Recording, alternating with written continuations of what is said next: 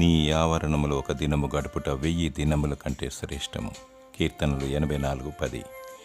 దేవుని ఆవరణంలో గడిపేవారు, ఆయన కట్టడలు విధులు పాటించువారు 1000 తరముల వరకు వర్ధిల్లుతారు.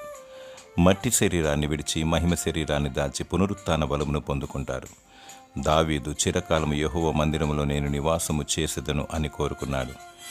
నీవు దేవుని ఆవరణములో ఆయన సన్నిధిలో గడుపుటకు ఇష్టపడినచో నీవు చిరకాలము పరలోక ఆలయములో వసించే భాగ్యాన్ని దేవుడు నీకు అనుగ్రహిస్తాడు.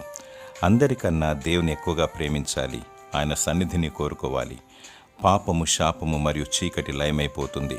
పరిశుద్ధత కలిగి నీ ఆత్మ బలపరచబడుతుంది. దేవుని సన్నిధిలో నిత్య సంతోషములు కలవు. విలువైనది చేపట్టు, ఔన్నత్యమును పొందుకో. నీ బ్రతుకు ధన్యమవుతుంది. దేవుని సన్నిధి నీకు పెన్నిది. దేవుడు తన సన్నిధి కాంతి నీకు అనుగ్రహించి వర్ధిల్ల చేయునుగాక. ఆమేన్.